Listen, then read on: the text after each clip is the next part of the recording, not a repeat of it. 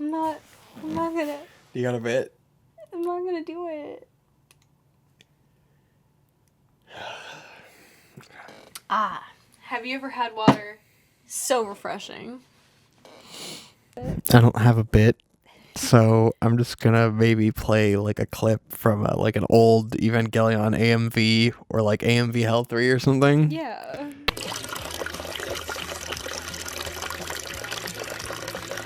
I am watching you pee!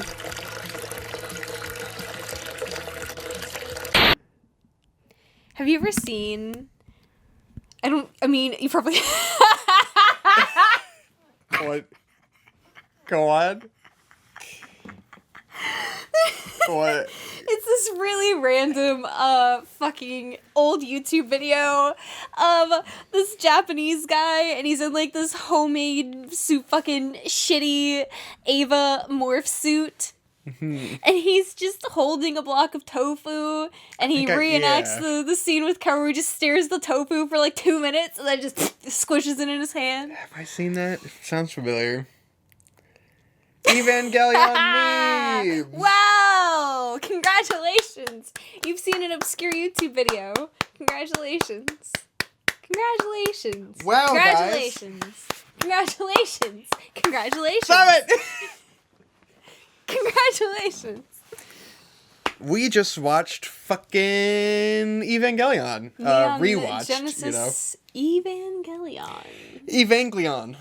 It's like a Pokemon. Evangelion. It's like the newest Eevee. That's like the holy Eevee. It's the Jesus Eevee. The Jesus Eevee. Evangelion. Yeah. Evangelicalion. But is it jellicle?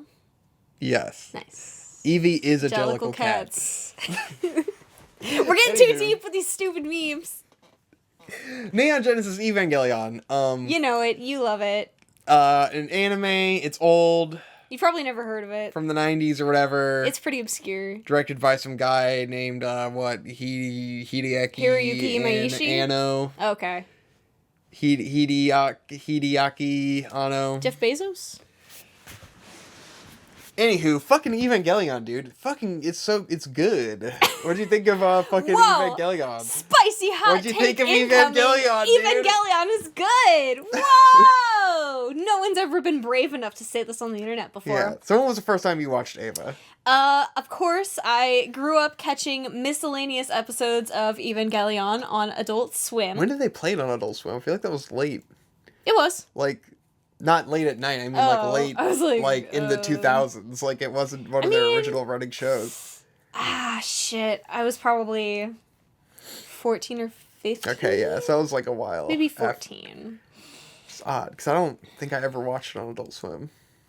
Like I said, I would catch completely random episodes. So, for the longest time, my understanding of Evangelion was just, like, the, 2 random episodes I had seen on Adult Swim, and I was like, I don't really... In memes, I'm sure. I'm sure you were culturally aware of Ava. Yeah, AMV Hell, all the YouTube shit. Like, I knew about Evangelion, but I never watched it.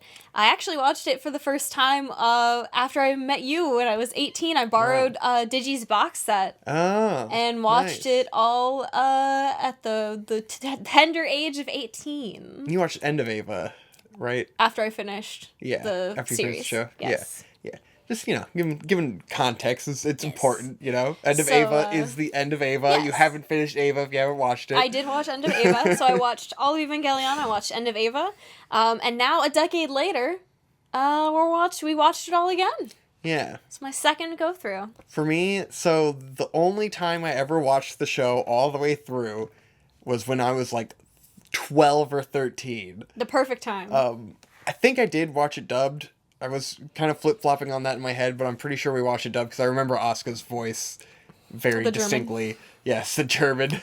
And so I'm pretty sure we watched it dubbed. At that time, I don't think I could have gotten through it subtitled, especially when it gets into the later episodes. And it's all just, I think there was probably 1 or 2 episodes that I slept through.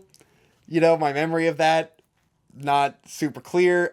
I don't think I slept through the last 2 episodes. I think I might have just slept through the episode that gives the backstory on Shinji's parents in the first impact or the second impact. Because when I watched that, I was like, I don't remember this shit at all. Whereas most of it, I remember it pretty solidly, especially because, like, you know, like the animation cuts I've seen so many times throughout my life. It's ridiculous. Like, I'd seen a lot of shit, you know, long before I ever watched the show through AMVs, especially from End of Ava with the Asuka versus the other Ava fight. The artificial Avas. Yeah. Like, I've seen a million times at AMVs because it was like the OG gore fucking badass fight scene. It's quite brutal.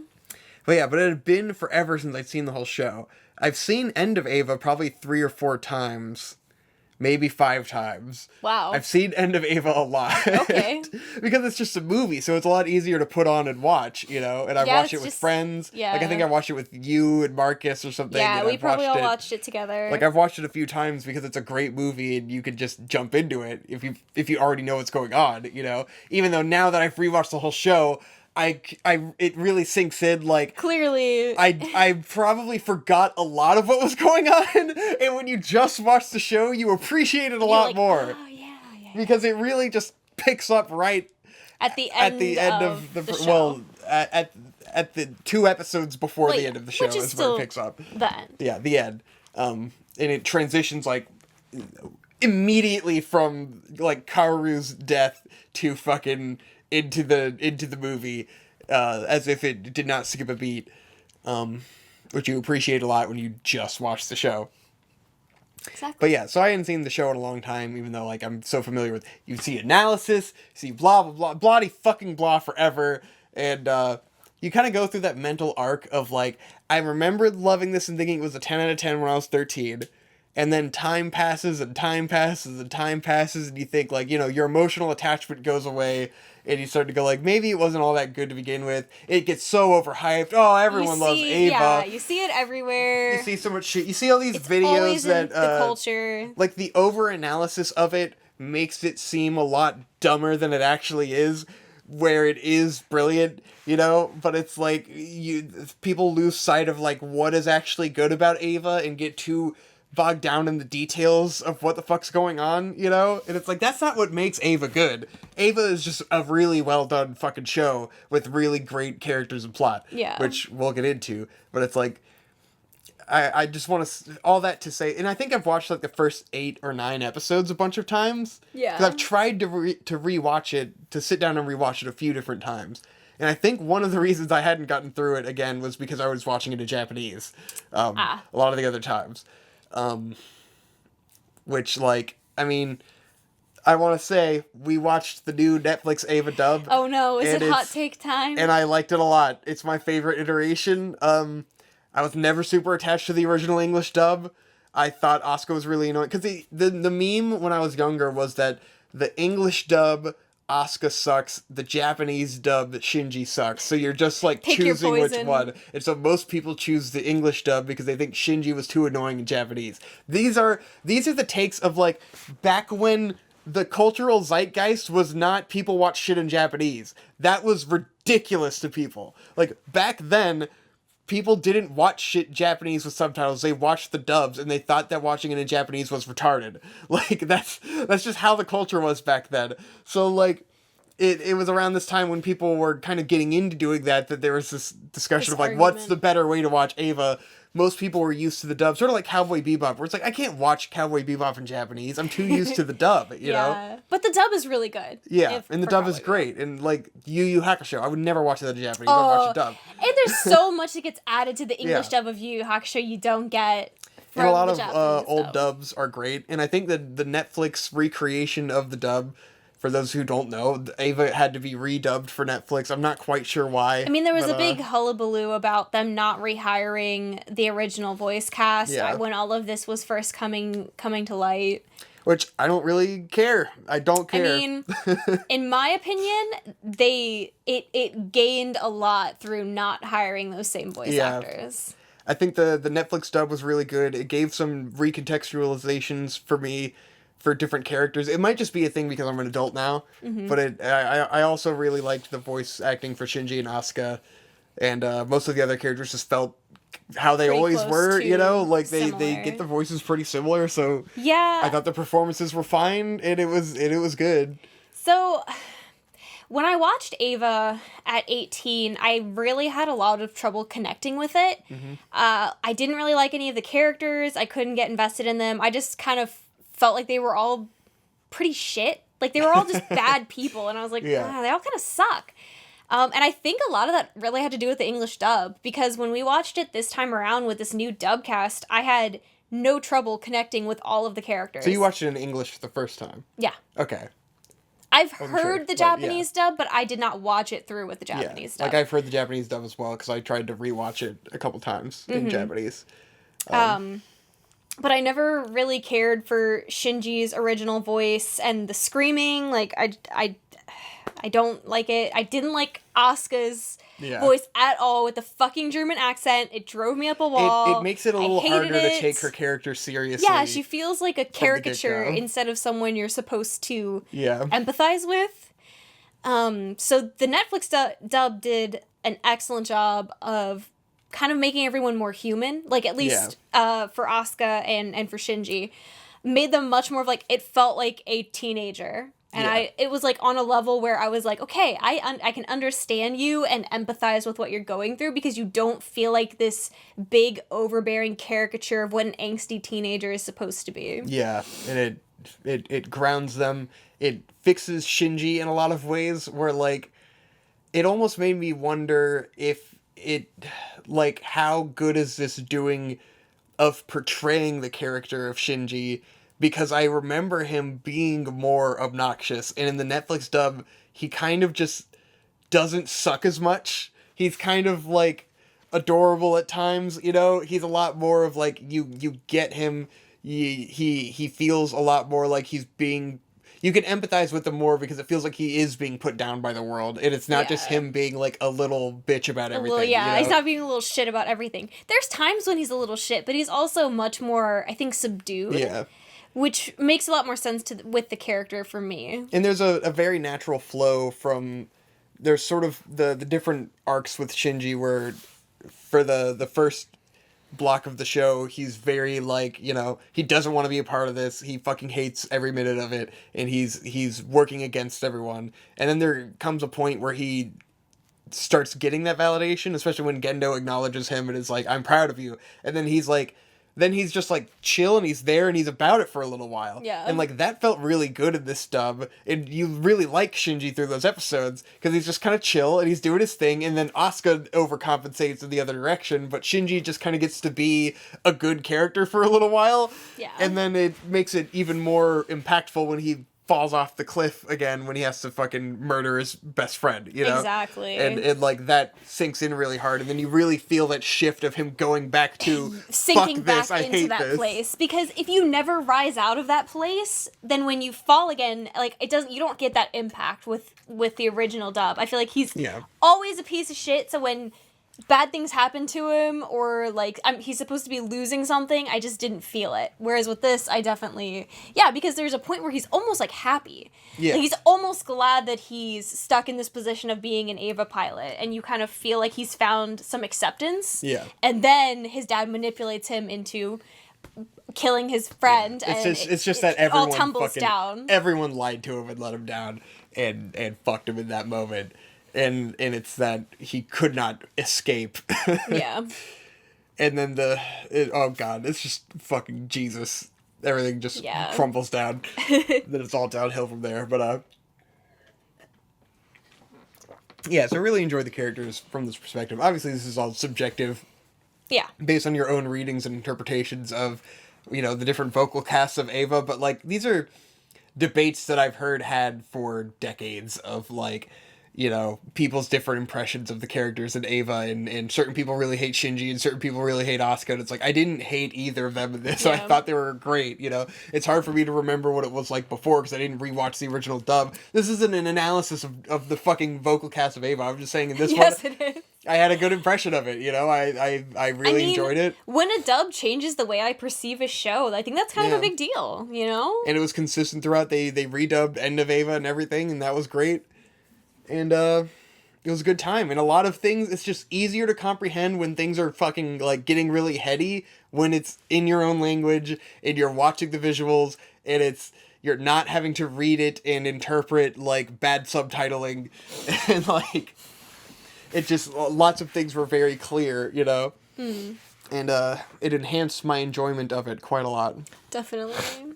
You definitely, you know, I don't think I appreciated as much the technical competence of Evangelion when I watched it in high school, but watching it this time, and you know, of course, from having an animation perspective, yeah. Of course, from having the knowledge of what happened during production, what their budget was, and the way that they still managed to communicate all of these really complicated, like, aesthetics and concepts. And, like, still make it look so cool and unique and just, like, it's not like anything else out there. I know this is not anything new that no one's ever said about Evangelion before, but I'm appreciating it for the first time as, like, you know, an adult who has a better sense of these things. It's such a perfect fucking, like, there could never be an anime like Eva again, and it comes down to, like, it's aesthetically perfect in a way that's intangible and you cannot recreate it. Because it comes down to the sound effects and, like, the recording equipment that made those sound effects and how distinct they are. Like, the sound design of Evangelion is so fucking good. Part of like, it all the little clicks and everything. It's definitely the analog nature, you know? Like, there's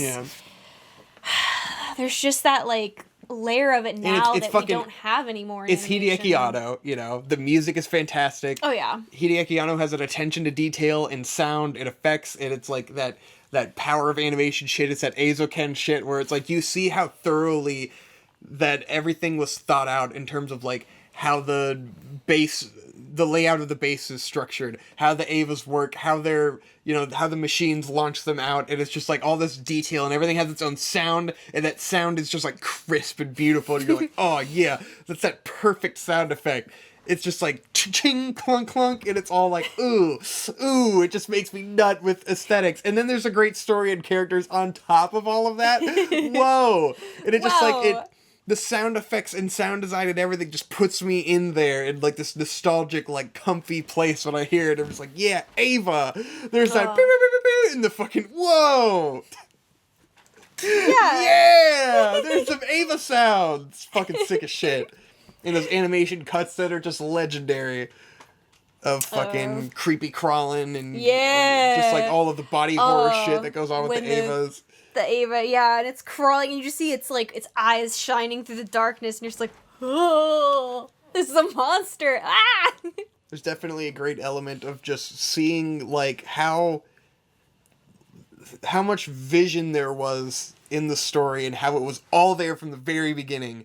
And it's just so well realized throughout the whole thing. Yeah. And the theming and everything is just like perfect and just like incredibly well directed, incredibly well executed. Even when it's rocky, they always know when to like animate the right thing and not animate the right thing. And you could have a long conversation of still frames with Asuka and Rei or whatever, but then it still has that climax of epic animation at the end of the episode or whatever, and there's just perfect allocation of resources and time management and directing.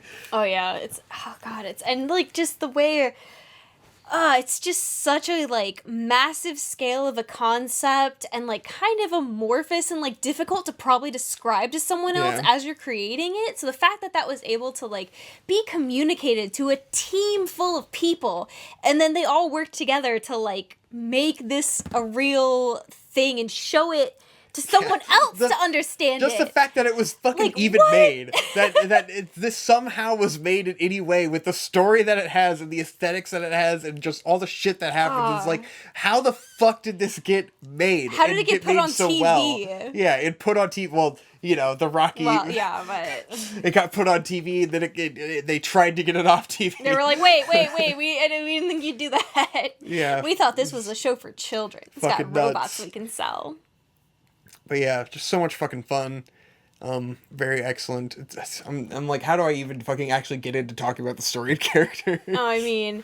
I think Yeah, it's like almost everyone everybody knows the you know? story of Evangelion, but like the characters, like the just are so good. You have like adult characters, you've got teenage characters, and they're all good, and they all get fleshed out, Yeah. and they all have like arcs. It's fucking and they all have the motivations and like The motivations, just, you know, the arc, the feelings and stuff. the feelings. But it's like this is a show that it delves so much into a lot of like the female experience. Yeah. The female experience, at risk of sounding, you know, too lib cooked over here.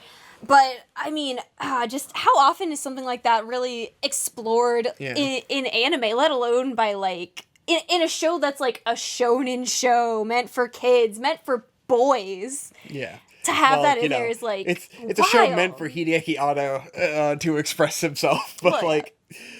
But that's also interesting that Hideaki Anno would have like the ability to explore an idea like that in such depth. That's the great thing is that it like Shinji is such a well realized and well executed character, and it feels like the kind of thing where it's like, oh yeah, so the the writer and the director would probably relate to this guy, but then the other characters have such different perspectives and are so well realized in their own like aspect that doesn't relate to Shinji in the same way, and it's like, oh man, he had such a great understanding of like these different people that that he would not have this shared experience with, but they still executed it really well.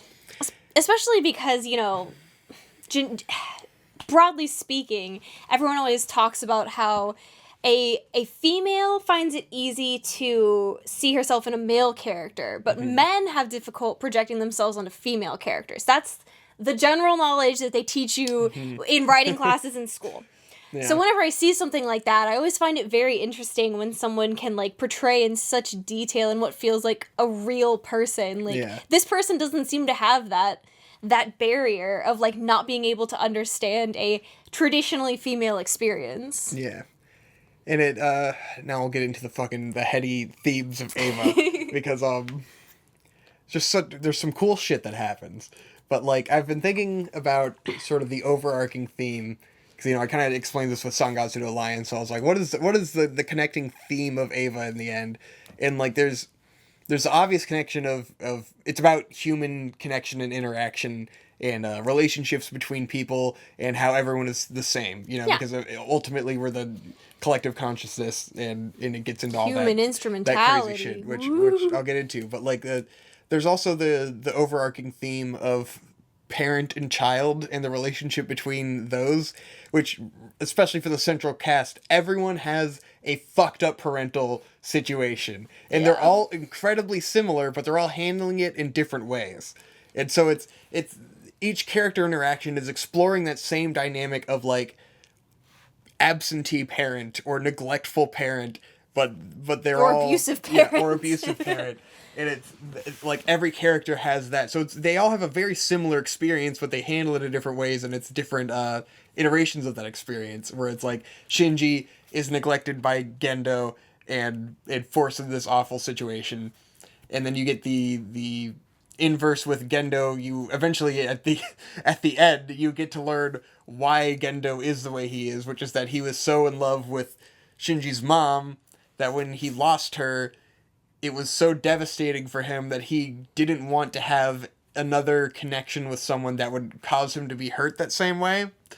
So that's ultimately what Gendo's underlying motivation is that he decided to distance himself from Shinji and just treat him like he's any other person because he doesn't want to have that connection to become hurt again. So he's really the ultimate cuck. Because he doesn't want to feel the pain of having a connection with another human. Yes, and his ultimate motivation is to become one with, his wife again, because he's a big fucking queer and he sucks ass and he's a terrible dad. He's a bit of a sociopath. Gendo did nothing wrong. He just wanted to... Well, because I was thinking about Gendo's character in the perspective of him not doing anything wrong. Because in his mind, he knows his ultimate plan is to unite all of humankind into a collective consciousness. Right. So to him, this material world is temporary. Yeah. This doesn't matter. Yeah, there's nothing you can do here that would invalidate your end. Yeah. Your end goal. So him and his connection to Shinji, it's like he can detach himself because he's thinking like it's okay we're all gonna combine in the end, and it's not gonna matter. Like, this, how you're feeling right now is inconsequential to the grand scheme of things, which is a very, like, classic utilitarian sort of, very Machiavellian. like, guy who is, you know, it turns out that the person who was at the top, who had no feelings, had the most feelings, and he cared the most about the world. He had the biggest feels. And you see that with Gendo throughout the series, that he actually cares the most about what's going on, and he'll save Rey out of the cockpit and all this stuff, and, like, he puts himself in harm's way, and he manually loads the Ava and shit. Like, he's on the front lines because he does care. He gives the most shits out of anyone else because he knows the grand scheme, he knows the plan, and he's going to unite everyone in perfect harmony and ascend to the next dimension, which is what the collective consciousness is. This is another thing we're going to get into. But yeah. So everyone has these parent-child dynamics. You have, what's her name? The scientist, was it Ritsuko? Yeah, Ritsuko. Ritsuko has her mom, who was fucking Gendo, and then her mom becomes the computer, and then Ritsuko's fucking Gendo, and you're like, God, Gendo, just stop fucking people! He just gets around so much! He's Stop just fucking all everyone! These women.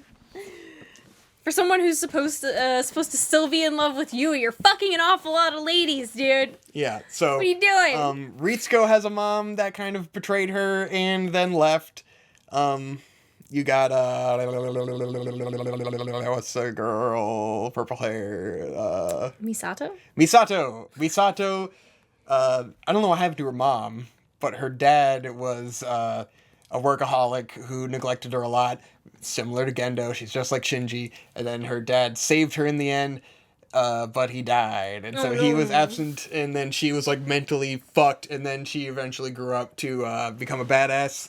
Yeah. So she's got the daddy issues. She ends up with Kaji, because Kaji reminds her of her dad. And it's like, I love her guilt complex with that, because it's a classic daddy issues. Girl ends up with guy like her dad, but, it's got an interesting aspect of, like, you know, she's obviously projecting that feeling onto him deeply, and it's like, you could just choose to not read that into the situation, you know? But she can't, you know? But she can't.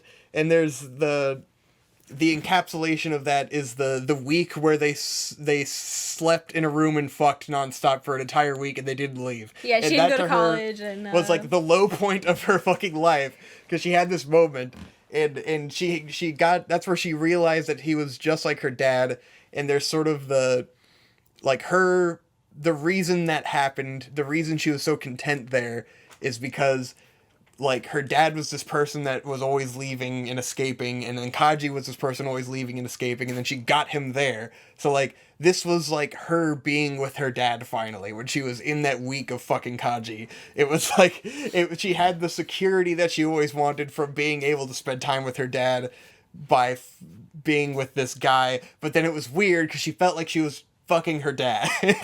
Yep. And so she got afraid of that, and she pushed him away. And did not let herself be happy at that moment, because she didn't want to fuck her dad. Shame. Right. But, you know, at the end of the day, it's projection that she felt that way, you know? Yeah. Ultimately, she did have feelings for Kaji.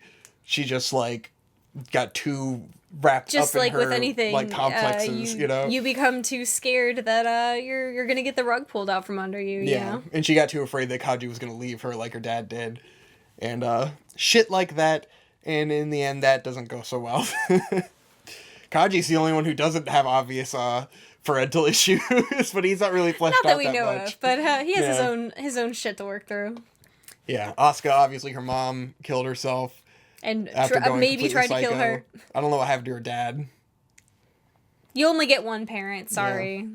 And then Rey, was raised by Gendo. Yeah, in a vat. I'm still wondering exactly, like... So Rey was Lilith in the end. Lilith was what they thought was Adam at the bottom of the facility. Rey was Lilith.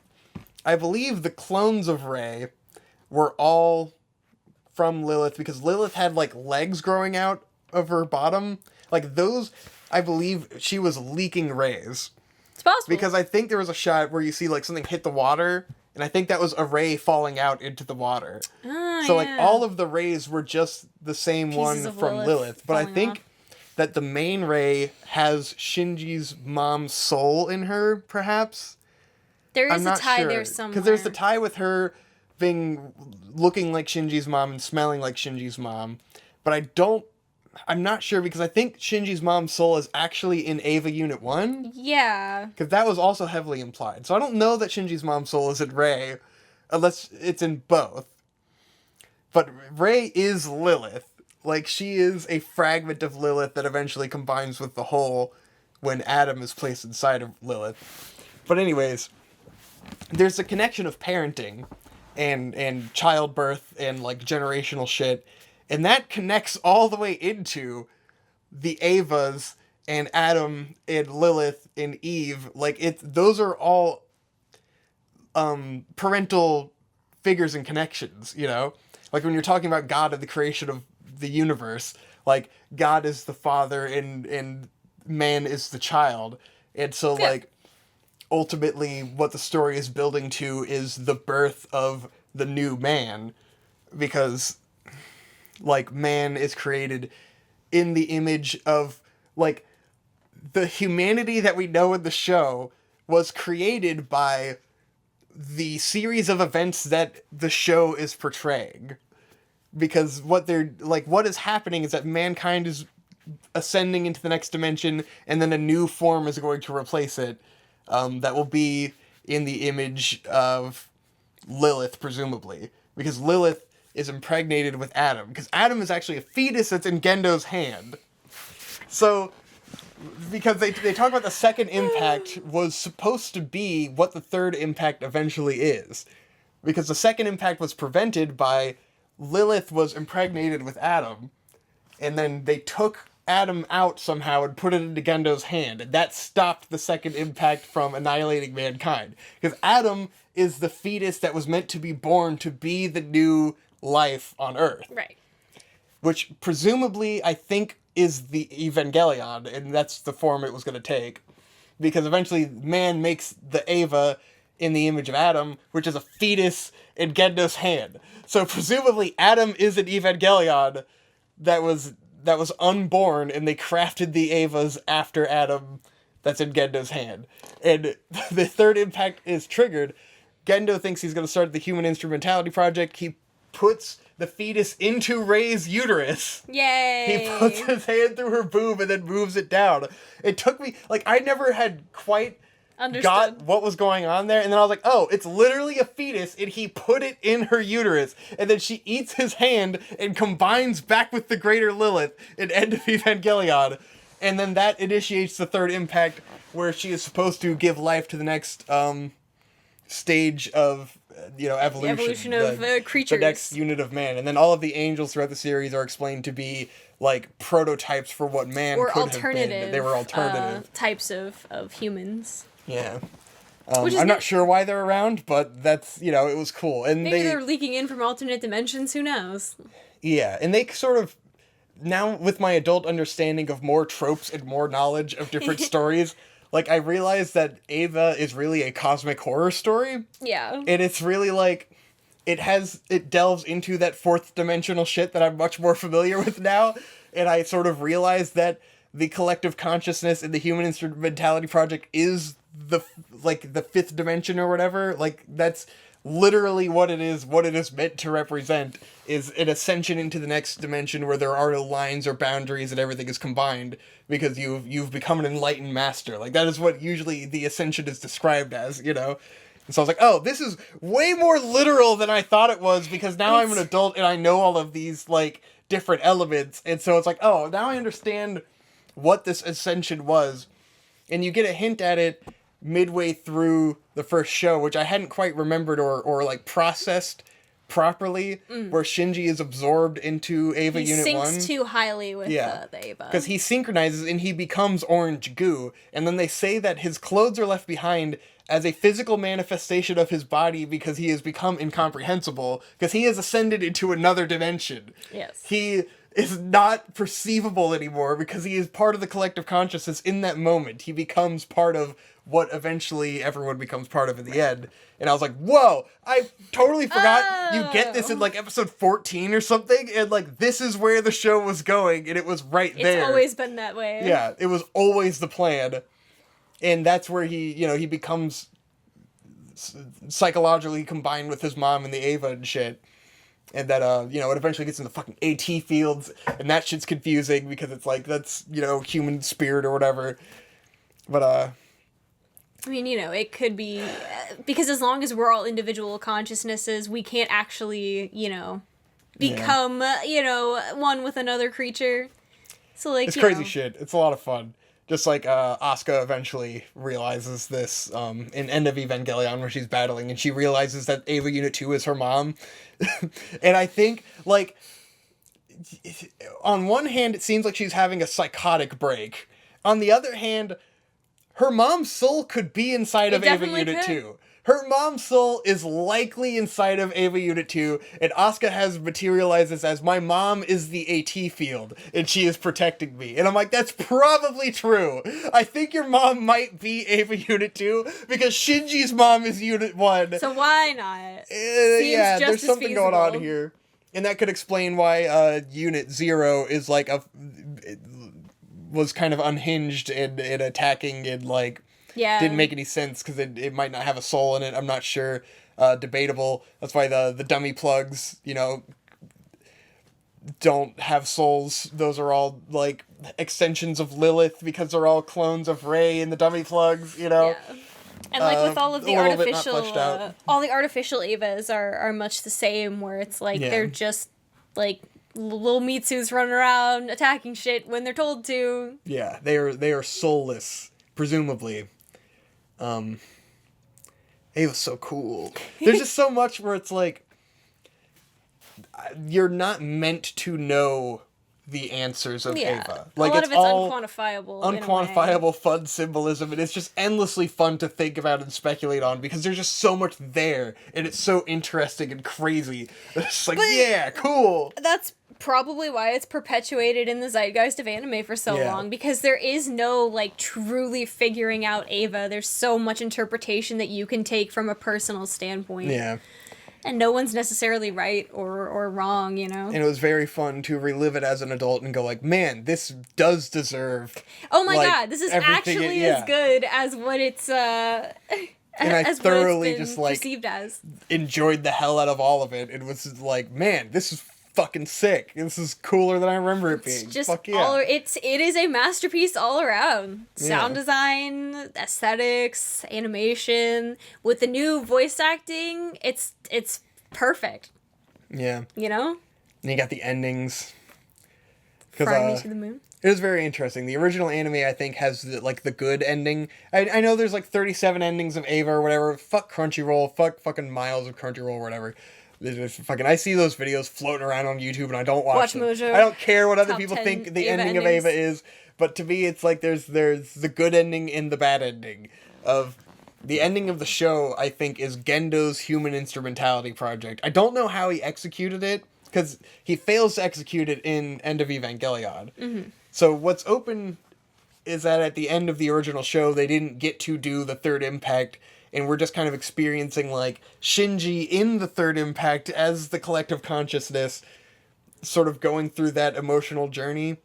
And the conclusion he comes to in the anime is he sees through the eyes of all of the other characters because they have become one, and he accepts it.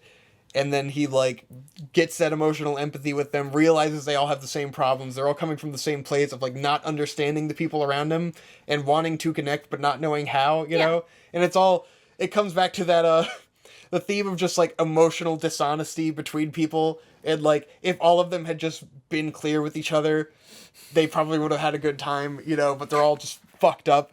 And it's that understanding of, like, we all want the same thing. We all just want to be happy, but we can't see it in each other. But becoming the collective consciousness allows them to, you know, once you experience someone's life through their eyes, you get this empathy for them, and you relate to them, and you can connect with them. And so the good ending of the show is Shinji sees all of this, and he goes, yeah, I want to combine with all of you. And they do in the end. And they become, they ascend. Like, that's the congratulations. And Shinji accepts, oh, I am you, and you are me, and we are everything. And they ascend, congratulations, it's over. Happy ending. End of Evangelion is the opposite of that. It's not good. End of Evangelion is like, it's a little, they didn't have as much time to spend in the instrumentality project collective consciousness part of it. But it is like they do all ascend into the fifth dimension. Everyone turns into goo, and then Shinji becomes part of that. But he ultimately decides, I don't want to be a part of this. Because in the end, he goes, I don't want to combine with everyone.